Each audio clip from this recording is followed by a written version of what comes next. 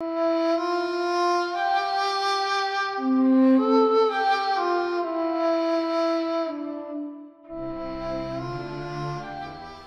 Cormac O'Malley, son of General Ernie O'Malley. Welcome to Ernie's Journey. This is a series where I share with you stories during the Irish War of Independence and the Civil War.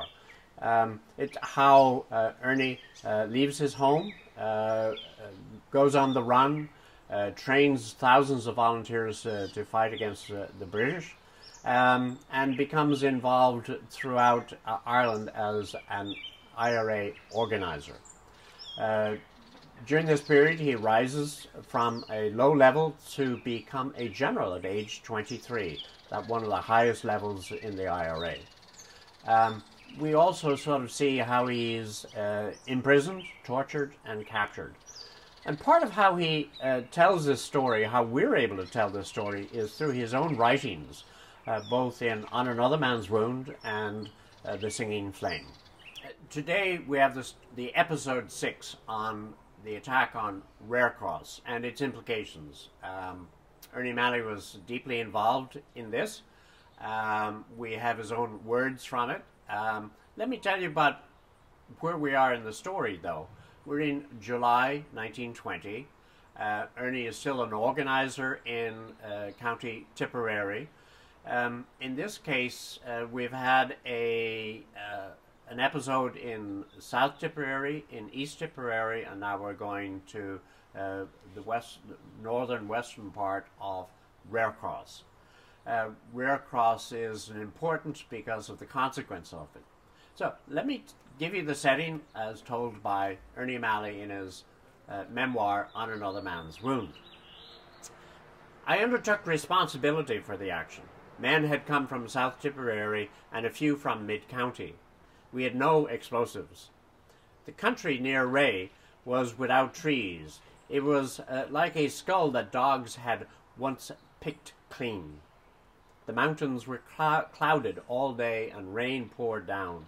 It was a dreary country. In the dark we blundered down from our meeting place, a grey stone dolmen on a hilltop. The night was stormy and dark.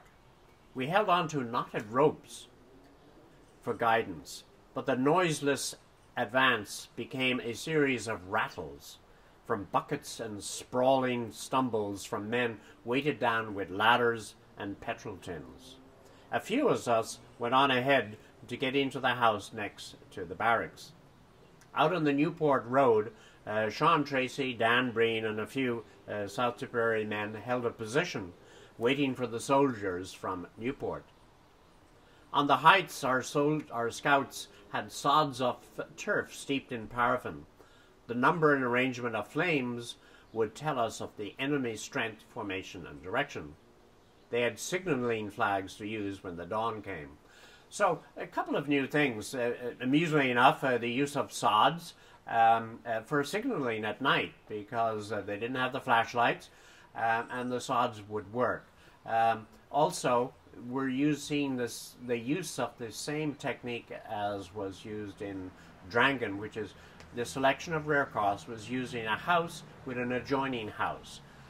This meant that ladders weren't required. It gave greater protection to the attackers, and where you break through in the roof of the adjoining house and get on top. The other dramatic thing is that Ernie is taking over leadership of the entire activity. The local battalion had decided to countermand the approach, and Ernie, in his position as a GHQ officer, decides to countermand that countermand and leads the attack. You see him on the roof, the usual manner with petrol and pumps. However, the difference here is that Rearcross is known for its violence. What happened is not only were soldiers killed, the RIC, but also there were injuries to the attackers, severe injuries. So what happened in the case of the RIC, when one of the RIC heard the dogs barking, they came out, and one of them was shot as they went back into the barracks. In another, later on, when they're asked to surrender, the RIC sergeant comes out, and he takes aim about to kill somebody on the roof, and he in turn is shot. So you see that the level of agitation and violence has increased. What happens in the end is that the surrender is taken, that the arms and ammunition are captured, and this is great for the local men in the IRA because they need these resources. The consequences for a couple of the individuals is that they too are injured. Ernie, in particular, has a dramatic explosion of a grenade, which sends splinters throughout his face and body, and he doesn't realize this until the end, in which he happens to be carried off on a stretcher.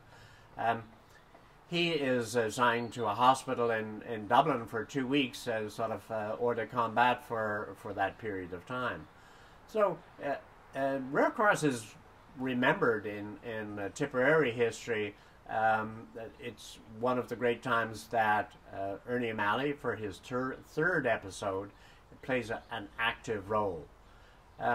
Tipperary is a great seat of Fenianism, of tradition of the land wars that have gone on, and so though we've only told 3 stories here, there are many other stories of great activities done by the men of Tipperary.